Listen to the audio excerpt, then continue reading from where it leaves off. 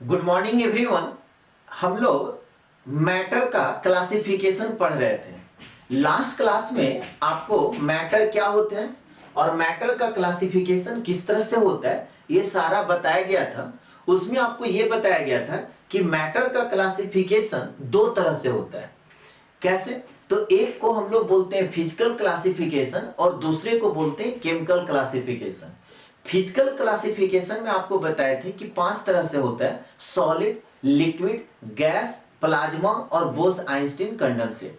जो कि last class में आपको ये बता दिया गया था कि सॉलिड किसको कहेंगे, लिक्विड किसको कहेंगे, गैस किसको कहेंगे, प्लाज्मा किसको कहते हैं और बोस-आइंस्टीन कंडेंसेट किसको कहते हैं। आज हम लोग देखेंगे केमिकल क्लासिफिकेशन। केमिकल क्लासिफिकेशन में आपको बताया गया था कि केमिकल क्लासिफिकेशन दो तरह से होता है। कौन कौन? तो एक को हम लोग बोलते हैं प्योर सब्सटेंस और दूसरे को बोलते हैं मिक्सचर। फिर आपको बताया गया था कि प्योर सब्सटेंस भी है सो दो तरह का होता है। कौन कौन? एक को बोलते हैं एलिमेंट्स और दूसरे को बोलते थे कंपाउंड। एलिमेंट्स कितने को क्लासिफिकेशन फिर 3 तरह से किया गया। एक को हम लोग बोलते हैं मेटल, दूसरे को बोलते हैं नॉन मेटल और तीसरे को बोलते हैं मेटलॉइड।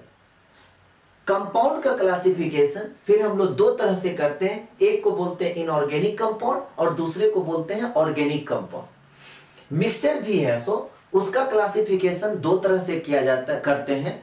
एक को हम लोग बोलते हैं होमोजेनियस मिक्सचर और दूसरे को बोलते हैं हेट्रोजीनियस मिक्सचर। तो आज हम लोग स्टार्ट करेंगे प्योर सब्सटेंस से कि प्योर सब्सटेंस किसको कहेंगे। प्योर सब्सटेंस में कहता है कि वैसा सब्सटेंस जिसमें केवल एक ही तरह का पार्टिकल्स होता है। वैसा सब्सटेंस जिसमें केवल एक ही तरह का पार्टिकल्स होता है उसको हम लोग क्या बोलेंगे? Pure substance. डैश देकर के लिख लीजिए कि a homogeneous material which contains particles of only one kind and has a definite set of properties is called pure substance। Pure substance में आपको क्या कहा जा रहा है कि वैसे सब्सटेंस जिसमें केवल एक ही तरह के पार्टिकल्स मौजूद होते हैं उसको हम लोग क्या बोलेंगे? Pure substance. जैसे एग्जांपल में देखिए, ऑक्सीजन ये O2 गैस है। अब O2 गैस में सारा जितने भी पार्टिकल्स होंगे वो क्या होंगे? ऑक्सीजन का ही होगा, इसीलिए इसको हम लोग क्या बोलेंगे? Pure substance. जैसे आयरन आप बोलते हो तो आयरन जो हुआ इसमें जितने भी पार्टिकल्स होंगे वो सारा आयरन के ही होंगे, इसीलिए इसको हम लोग प्योर सब्सटेंस कहेंगे। सल्फर है एसेट्रा, तो ये सबको हम लोग प्योर सब्सटेंस कहते हैं। अब ये ऐसा भी आप कह सकते हैं कि जहां पर दो या दो से ज्यादा एलिमेंट कंबाइंड कर करके कंपाउंड का फॉर्मेशन करता है तो उसको भी हम लोग प्योर सब्सटेंस कहेंगे। फिर से रिपीट कर दे रहे कि जहां पर दो या दो से ज्यादा एलिमेंट कंबाइंड करता है एक फिक्स्ड प्रोपोर्शन में तो उसको भी हम लोग क्या बोलेंगे? Pure substance. उसको भी क्या बोलेंगे? Pure substance. जैसे आप एक एग्जांपल समझिए, यहां पे आपका बात किया जा रहा है कार्बन डाइऑक्साइड का। तो कार्बन डाइऑक्साइड में क्या हुआ? कार्बन और ऑक्सीजन कंबाइंड किया है एक फिक्स्ड प्रोपोर्शन में। फिक्स्ड प्रोपोर्शन में क्या हुआ? कार्बन का यहां पर एक एटम है और ऑक्सीजन का यहां पर 2 एटम है। तो एक फिक्स्ड प्रोपोर्शन में जब भी आपको कंबाइंड करेगा तो उसको भी हम लोग प्योर सब्सटेंस कहेंगे। बट ये जो प्योर सब्सटेंस हुआ उसका प्रॉपर्टी बदल गया। अब ये जो कार्बन डाइऑक्साइड है ये ना तो कार्बन का प्रॉपर्टी देगा ना तो ऑक्सीजन का प्रॉपर्टी देगा, ये किसका देगा? कार्बन डाइऑक्साइड का प्रॉपर्टीज देगा। तो आप पैराग्राफ चेंज कर करके आप इस तरह से भी लिख सकते हैं कि if a substance is composed of 2 और more different kinds of particles combined together. कोई भी सब्सटेंस दो या दो से ज्यादा तरह का क्या हो रहा है? पार्टिकल्स कंबाइंड हो रहा है, एलिमेंट कंबाइंड हो रहा है in fixed proportion by weight is also called pure substance. अब जैसे यहां पे बात हम लोग करें NaCl, तो अब NaCl इसमें क्या क्या कंबाइंड हुआ? सोडियम और क्लोरीन। तो ना तो ये सोडियम का प्रॉपर्टी देगा ना तो क्लोरीन का प्रॉपर्टी देगा, ये किसका प्रॉपर्टी देगा? सोडियम क्लोराइड का। तो इसको भी हम लोग प्योर सब्सटेंस ही कहेंगे। जैसे मैग्नीशियम ऑक्साइड है, तो मैग्नीशियम ऑक्साइड में किसका किसका कॉम्बिनेशन हुआ? मैग्नीशियम का हुआ और ऑक्सीजन का हुआ एक फिक्स्ड प्रोपोर्शन में। अब ये न तो मैग्नीशियम का प्रॉपर्टी देगा ना ऑक्सीजन का प्रॉपर्टी देगा, ये किसका प्रॉपर्टी देगा? मैग्नीशियम ऑक्साइड का। तो इसको भी हम लोग बोलेंगे प्योर सब्सटेंस। जैसे अभी आपको एग्जांपल दिए थे कार्बन डाइऑक्साइड, तो इसमें कार्बन और ऑक्सीजन का जो कॉम्बिनेशन है वो फिक्स्ड प्रोपोर्शन में है, इसीलिए इसको भी हम लोग क्या बोलेंगे? क्या बोलेंगे?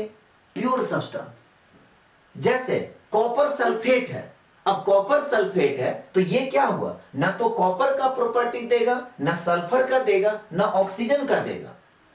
ये कंबाइन कर करके एक नया कंपाउंड का फॉर्मेशन कर दिया, उसका नाम हो गया कॉपर सल्फेट। तो ये कॉपर सल्फेट भी है, सो क्या होगा?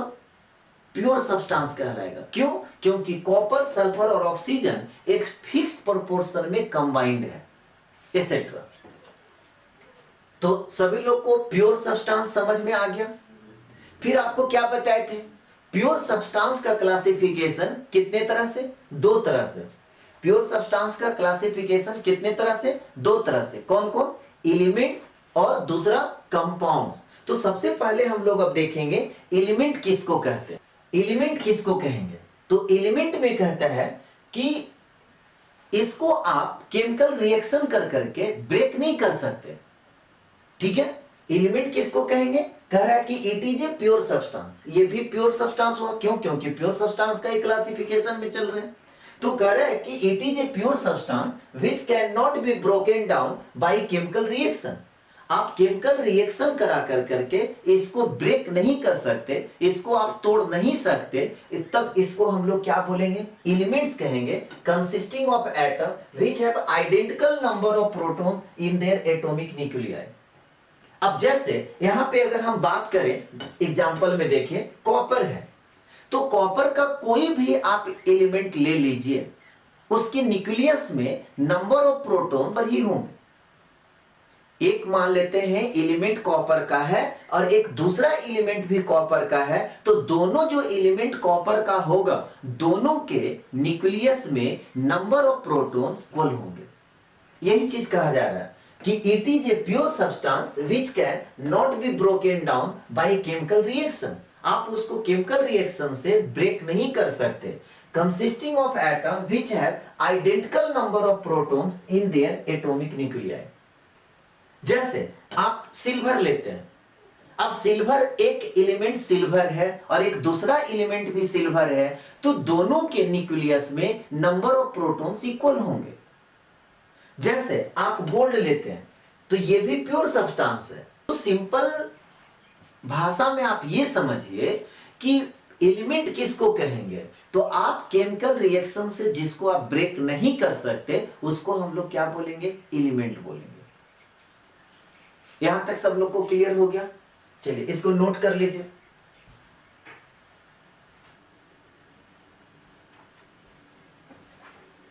तो यहां तक सभी लोग कंप्लीट कर लिए। चलिए नेक्स्ट में आपको बताए थे कि एलिमेंट्स का क्लासिफिकेशन कितने तरह से? तीन तरह से। कौन कौन? मेटल, नॉन मेटल और मेटलॉइड। तो मेटल किसको कहेंगे? तो मेटल में कह रहा है कि मेटल आर सॉलिड। सबसे पहली बात ब्रैकेट में क्या लिखा हुआ है कि mercury is an exception and is liquid at room temperature. Mercury जो है मेटल है, बट वो क्या होता है? रूम टेम्परेचर पे लिक्विड हो जाता है। और क्या बताया जा रहा है कि मेटल जो है नॉर्मली हार्ड होता है। और कॉमन सेंस की बात समझिए कि जब वो हार्ड होगा तो उसका मेल्टिंग पॉइंट, बॉइलिंग पॉइंट ज्यादा होगा और उसमें एक अलग चमक होता है। यहां पे फुल स्टॉप के बाद लिख लीजिएगा कि they have lustre, high melting point, boiling point and are also good conductors of heat and electricity. Metal जो होता है वो इलेक्ट्रिसिटी और हीट का गुड कंडक्टर होता है। गुड कंडक्टर और पुअर कंडक्टर समझते हैं, या गुड कंडक्टर या बैड कंडक्टर समझते हैं। अगर आप मान लेते हैं कि आयरन का कोई रॉड है और आप इलेक्ट्रिसिटी को टच करेंगे तो क्या होगा? सबको समझ में आ गया? फिर आप क्या हुआ बताने के लायक ही नहीं रहेंगे।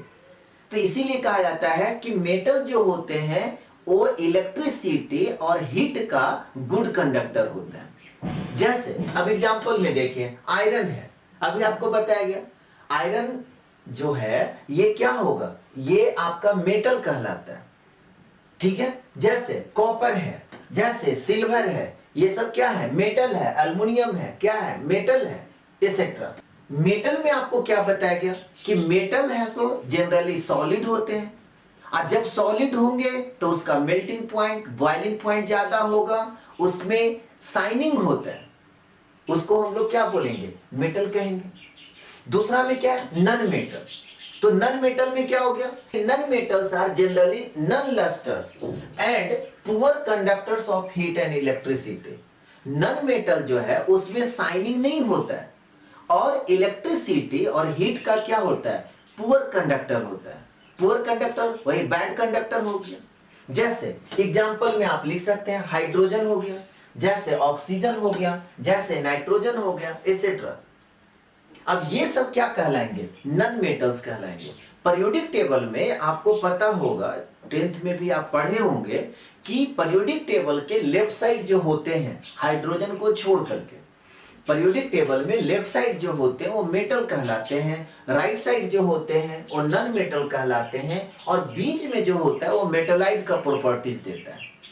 तो मेटलाइट किसको कहेंगे, तो मेटलाइट्स में क्या हुआ, मेटल और नन मेटल दोनों का कैरेक्टरिस्टिक्स रहेगा, मेटल और नन मेटल। जैसे देखिए, metalloids are elements which have common property to both metals and non metals. Metalloids हम लोग किसको कहेंगे, जिसमें मेटल और नन मेटल का दोनों का प्रॉपर्टी होगा, उसको हम लोग क्या बोलते हैं, मेटलाइट्स बोलेंगे। जैसे एग्जांपल में सिलिकॉन, जैसे आपका आर्सेनिक, जैसे आपका बिस्मथ, समझ में आ रहा बात, जैसे आपका एंटीमनी, एक्सेट्रा। अब ये सब क्या कहलाएंगे, ये सब है सो मेटलॉइड्स कहलाते हैं। याद रहेगा, बोलिए। मेटल सॉलिड होंगे, उसमें शाइनिंग होता है, इलेक्ट्रिसिटी और हीट का गुड कंडक्टर हो गया। नन मेटल में क्या बताया कि नन लस्ट्रस होता है और पुअर कंडक्टर होता है, किसका, हीट और इलेक्ट्रिसिटी का। मेटलॉइड्स में क्या बताया गया, मेटलॉइड्स में बताया गया कि जिसमें मेटल और नन मेटल दोनों का प्रॉपर्टी होता है, उसको हम लोग क्या बोलेंगे, मेटलॉइड्स बोलेंगे। यहां तक कंप्लीट कीजिए।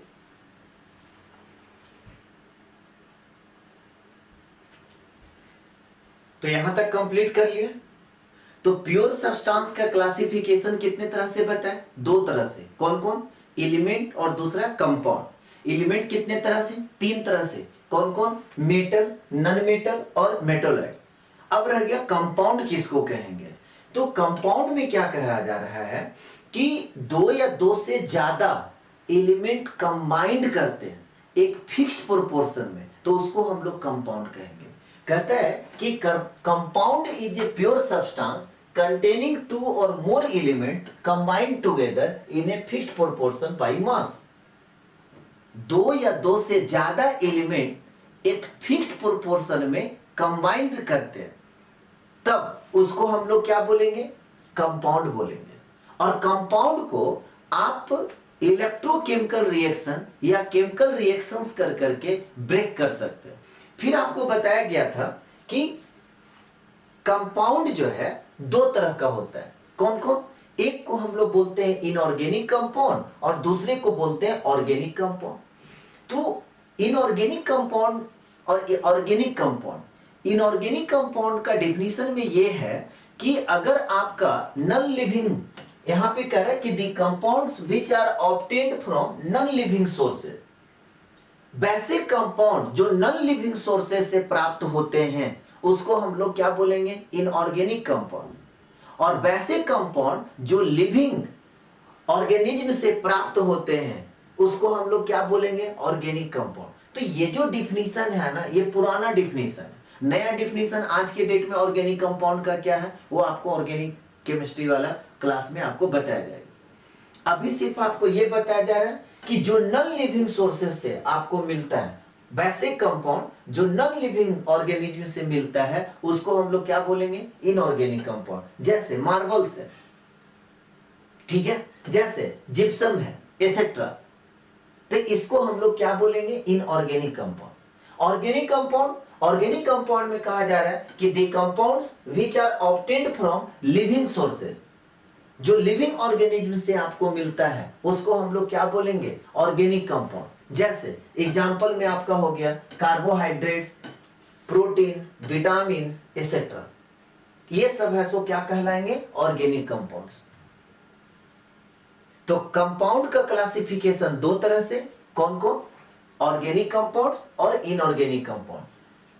इनऑर्गेनिक कंपाउंड्स किसको बोलते हैं, जो नॉन लिविंग सोर्स है, जैसे रॉक, मिनरल, ये सब क्या कहलाते हैं, नॉन लिविंग सोर्स। तो जो रॉक और मिनरल से मिलते हैं उसको हम लोग इनऑर्गेनिक कंपाउंड्स कहते हैं। नॉन लिविंग सोर्स से जो मिलेंगे, नॉन लिविंग ऑर्गेनिज्म से जो मिलते हैं उसको हम लोग इनऑर्गेनिक कंपाउंड्स कहेंगे, और जो लिविंग ऑर्गेनिज्म से मिलते हैं उसको ऑर्गेनिक कंपाउंड्स कहेंगे। यहां तक कंप्लीट कीजिए।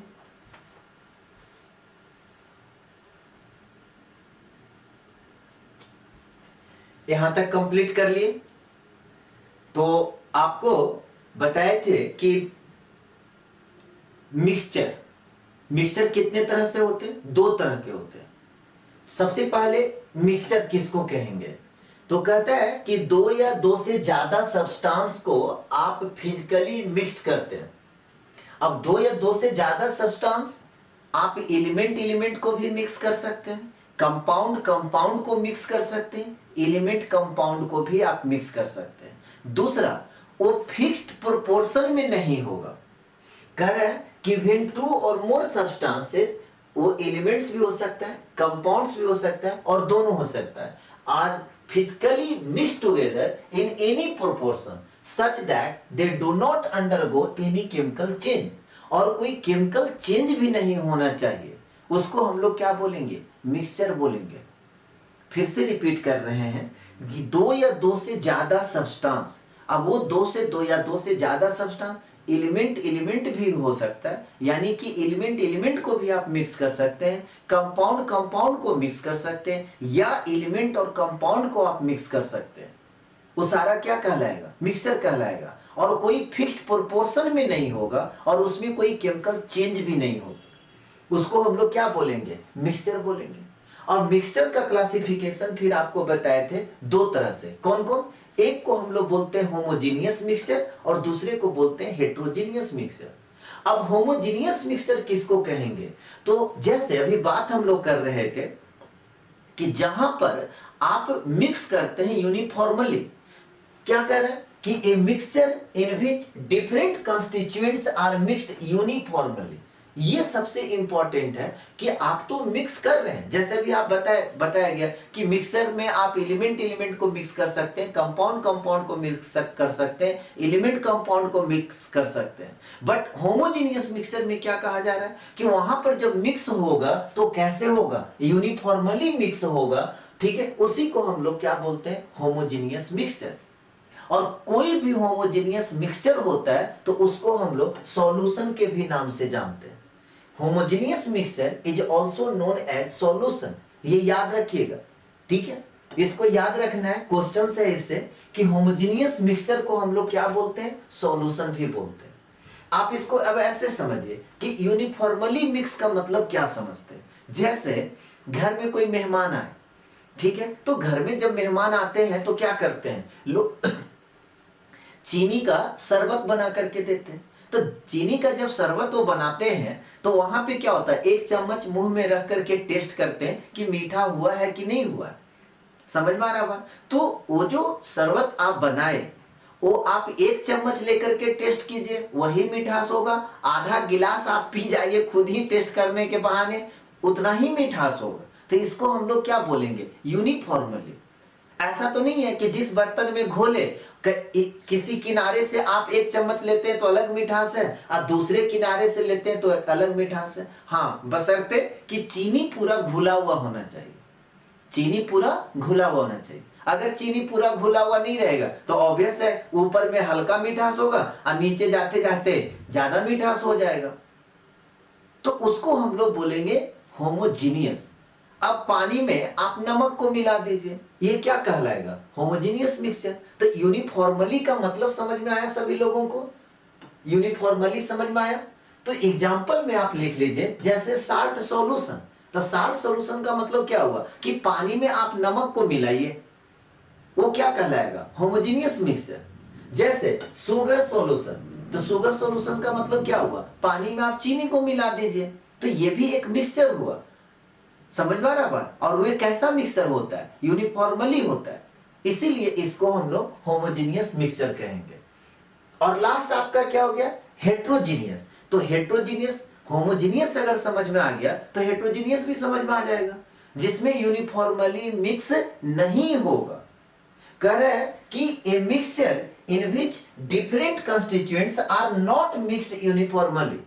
इसमें यूनिफॉर्मली मिक्स हो रहा था और इसमें यूनिफॉर्मली मिक्स नहीं होगा, उसको हम लोग क्या बोलेंगे? हेट्रोजीनियस। समझ में आ रहा बात? जैसे एग्जांपल में अब यहां पे सैंड एंड वाटर, अब सैंड एंड वाटर को जब आप मिक्स कीजिएगा तो ऑब्वियस है कि यूनिफॉर्मली तो होगा नहीं। जैसे ऑयल एंड वाटर, इसको आप मिक्स कीजिएगा तो यूनिफॉर्मली मिक्स नहीं होगा। जैसे आप आयरन फिलिंग्स एंड वाटर, इसको आप मिक्स कीजिएगा, नहीं होगा। आयरन फिलिंग्स का मतलब लोहे का बुरादा, ठीक है? लोहे का बुरादा और पानी को आप मिक्स कीजिएगा तो यूनिफॉर्मली मिक्स नहीं होगा। तो ये सब जो मिक्सचर हैं ये क्या कहलाएंगे? Heterogeneous mixture. समझ में आ गया सब लोग को? तो पूरा मैटर का क्लासिफिकेशन आपका कंप्लीट हो गया। एक बार फिर से बता दे रहे हैं कि मैटर का क्लासिफिकेशन में हम आपको क्या बताएं कि मैटर का क्लासिफिकेशन दो तरह से होता है। एक को हम लोग बोलते हैं फिजिकल क्लासिफिकेशन, दूसरे को बोलते हैं केमिकल क्लासिफिकेशन। फिजिकल क्लासिफिकेशन में आपको बताया गया कितने तरह से? 5 तरीका से। कौन कौन? तो सबसे पहला सॉलिड, दूसरा लिक्विड, तीसरा गैस, चौथा प्लाज्मा और पांचवा बोस आइंस्टीन कंडेंसेट। फिर आपको केमिकल क्लासिफिकेशन दो तरह से बताया गया। कौन कौन? प्योर सब्सटेंस और दूसरा में क्या बताया गया? मिक्सचर।